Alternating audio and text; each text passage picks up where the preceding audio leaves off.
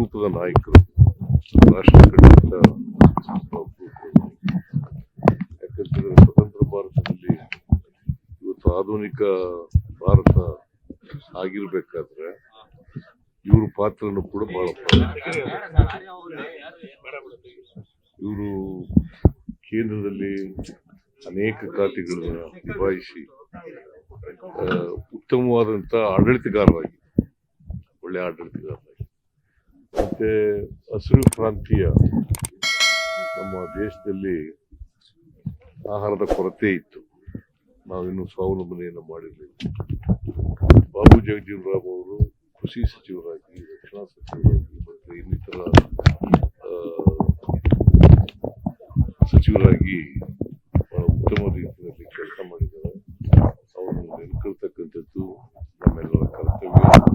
ಅವರು ನಮಗೆಲ್ಲರಿಗೂ ಸ್ಫೂರ್ತಿ, ಉತ್ತಮ ಆಡಳಿತ ಕೊಡಲಿಕ್ಕೆ ಮಾತುಗಳನ್ನ ಸಂದರ್ಭದಲ್ಲಿ ಹೇಳಲಿಕ್ಕೆ ಬಯಸ್ತಾ ಇದ್ದಾರೆ.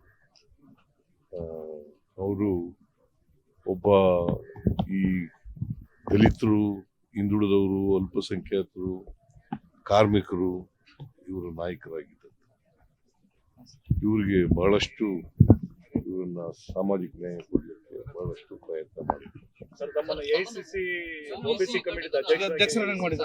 ನಂಗೆ ಗೊತ್ತಿಲ್ಲಪ್ಪ, ನಾನು ಪತ್ರಿಕೆಯಲ್ಲಿ ನೋಡಿರೋದು, ನನಗೆ ಗೊತ್ತಿಲ್ಲ, ನೀವು ಬರ್ತಿದ್ದೀರಿ. ನಾನು ಇವತ್ತು ಮಾತಾಡ್ತೀನಿ ಹೈಕಮಾಂಡ್. ಹೌದಪ್ಪ, ಅದು ಒಂದು ಮೀಟಿಂಗ್ ಮಾಡಿ ಅಂತ ಹೇಳಿದ್ರು.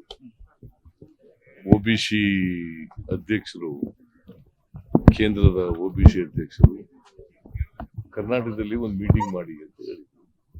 ಆ ಮೀಟಿಂಗ್ ನಾನು 15ನೇ ತಾರೀಕಿಗೆ ಅರೇಂಜ್ ಮಾಡಿದ್ದೆ. ಸೊ ನನಗೆ ಇದು ಗೊತ್ತಿಲ್ಲ, ಸಂಚಾಲಕರು ಮಾಡಿರೋದು ಅಥವಾ ಏನಾಗಿ ಚೇರ್ಮನ್ ಮಾಡಿರೋದು ನನಗೆ ಏನು ಗೊತ್ತಿಲ್ಲ. ನಾನು ಹೈಕಮಾಂಡ್ ಅವ್ರ ಜೊತೆ ಮಾತಾಡ್ತೀನಿ. ಜವಾಬ್ದಾರಿ ಕೊಟ್ಟಾಗ ಬಿಟ್ಬಿಟ್ಟು ಓಡೋಗದ? ನಾನು ಕೇಳಿಲ್ಲ, ಅವರೇ ಗೊತ್ತಿಲ್ಲ ನನಗೆ. ಅವ್ರು ಅನೌನ್ಸ್ ಮಾಡಿದ್ದಾರೆ, ನಾನು ಅವ್ರ ಜೊತೆ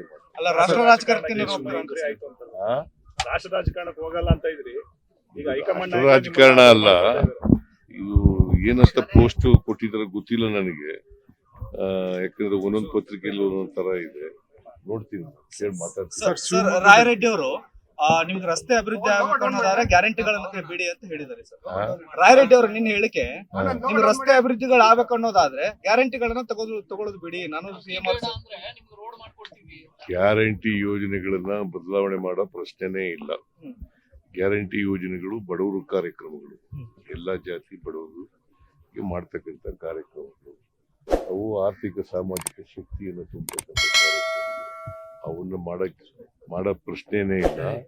ನಾವು ಈ ಸಾರಿ ಪ್ರತಿ MLAಗೆ ರಸ್ತೆಗಳಿಗೆ, ಬ್ರಿಡ್ಜ್ಗಳು ಮಾಡಲಿಕ್ಕೆ, ಗ್ರಾಮೀಣ ರಸ್ತೆಗಳು ಮಾಡಲಿಕ್ಕೆ ಅವ್ರು ಸ್ವಲ್ಪ ಹಣ ಕೊಡ್ತಾ ಇದ್ದೀವಿ. ಎಲ್ಲ MLAಗಳಿಗೂ ಕೊಡ್ತಾ ಇದ್ದೀವಿ, BJP MLAಗಳಿಗೂ ಕೊಡ್ತಾ ಇದ್ದೀವಿ, JDS MLAಗಳಿಗೂ ಕೂಡ ಕೊಡ್ತಾ ಇದ್ದೀವಿ. ಶಿವಮೊಗ್ಗದಲ್ಲಿ ಕೋಮುಗಲಭೆ ಆಗಿದೆ ನೋಡಿಲ್ಲ, ನಂಗೆ ಗೊತ್ತಿಲ್ಲ, ಕೇಳ್ತೀನಿ. ಲೇಟೆಸ್ಟ್ ಹಾಗೂ ಇಂಟ್ರೆಸ್ಟಿಂಗ್ ಸುದ್ದಿಗಳಿಗಾಗಿ ಬಾಸ್ ಟಿವಿ ಕನ್ನಡ ಚಾನೆಲ್ನ ಸಬ್ಸ್ಕ್ರೈಬ್ ಮಾಡಿ, ಹಾಗೆಯೇ ಬೆಲ್ ಐಕಾನ್ ಪ್ರೆಸ್ ಮಾಡಿ. ಇದರ ಜೊತೆಗೆ Facebook, Instagram, X ನಲ್ಲೂ ಮಿಸ್ ಮಾಡದೆ ಫಾಲೋ ಮಾಡಿ.